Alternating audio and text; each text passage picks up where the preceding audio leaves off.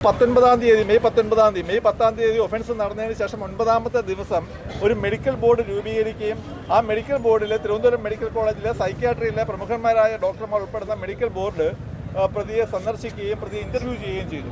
അവിടെയും പ്രതിക്ക് ഏതെങ്കിലും തരത്തിലുള്ള മാനസിക വിഭ്രാന്തി ഇല്ല എന്ന് തെളിയിക്കാൻ സാധിച്ചു. എന്നാൽ അതിനുശേഷം വീണ്ടും ആ മെഡിക്കൽ ബോർഡിൻ്റെ കൂടി നിർദ്ദേശാനുസരണം വിശദമായ ഒരു ഇൻ്റർവ്യൂ നടത്തണമെന്ന തീരുമാനത്തിൻ്റെ അടിസ്ഥാനത്തിൽ ജൂൺ 3 വീണ്ടും പ്രതിയെ ഇൻ്റർവ്യൂ ചെയ്തു.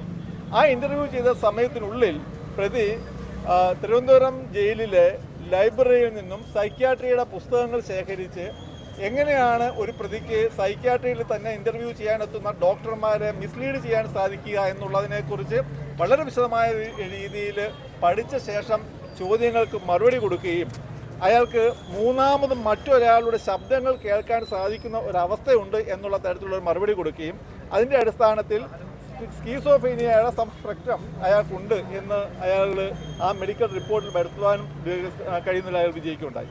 എന്നാൽ പിന്നീട് കോടതിയിൽ ഈ സാക്ഷികളെയൊക്കെ വിസ്തരിക്കുന്ന സമയത്ത് പ്രോസിക്യൂഷൻ ഉന്നയിച്ച ചോദ്യങ്ങൾക്ക് മറുപടിയായി ഈ സാക്ഷികളെല്ലാം തന്നെ ഈ പ്രതിയുടെ ഇപ്രകാരമുള്ള പ്രവൃത്തികളെല്ലാം തന്നെ അയാൾ ഒരു പ്രിറ്റൻഡ് ചെയ്ത അവസ്ഥ ഉണ്ടാകാൻ സാധ്യതയുണ്ട് എന്നുള്ള തരത്തിൽ തെളിയിക്കാൻ സാധിച്ചു.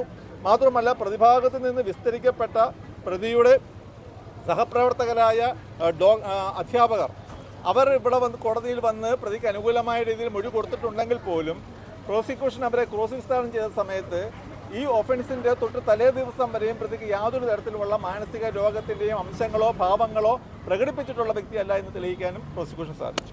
അപൂർവമായ കേസായി പരിഗണിക്കണമെന്നതാണോ നമ്മുടെ ആവശ്യം? തീർച്ചയായും ഈ കേസിൽ നമ്മൾ മനസ്സിലാക്കേണ്ട ഒരു സംഗതി, കൊല ചെയ്യപ്പെട്ട വ്യക്തി ഒരു പാവപ്പെട്ട ഒരു ഹെൽപ്ലെസ് ഈ സഹായിക്കാൻ വേണ്ടി വന്ന ഒരു സ്ത്രീയാണ്. വെളുപ്പിനെ 4 മണിക്ക് സ്വന്തം ആശുപത്രിയിൽ ഡ്യൂട്ടി ചെയ്തുകൊണ്ടിരുന്ന ഒരു ഡോക്ടർ, തനിക്ക് മുമ്പിൽ വന്ന ഒരു പേഷ്യൻറ്റിനെ ചികിത്സിക്കുന്നതിൽ ഏർപ്പെട്ടിരിക്കുന്ന ഡോക്ടർ, ആ ഡോക്ടറെ തന്നെ ആ പേഷ്യൻ്റ് കൊലപ്പെടുത്തുക എന്ന് പറയുമ്പോൾ അത് അപൂർവങ്ങളായി എത്തേണ്ടതാണ് അല്ലെങ്കിൽ കണക്കൂട്ടേണ്ടതാണ് എന്നുള്ള വാദമാണ് പ്രോസിക്യൂഷനുള്ളത്. രണ്ടാമത്, ഇപ്രകാരം ഒരു കുറ്റകൃത്യം നടത്തുന്നതിന് വേണ്ടി പ്രതി തിരഞ്ഞെടുത്ത വേദി അതും ഈ കേസിനകത്ത് പ്രത്യേകമായി ശ്രദ്ധിക്കപ്പെടേണ്ടതാണ്. കാരണം ഒരു ഹോസ്പിറ്റൽ തന്നെ ഇപ്രകാരം ഒരു വലിയ കുറ്റകൃത്യത്തിന് വേദിയായി കണ്ടെടുത്ത അല്ലെങ്കിൽ തിരഞ്ഞെടുത്ത ആ പ്രതിയുടെ പ്രവൃത്തിയും അപൂർവത്തിൻ്റെ പരിധിയിൽ വരുന്നത് തന്നെയാണ്. കൂടുതൽ വാർത്തകൾക്ക് News 18 Keralam YouTube channel subscribe ചെയ്യുക.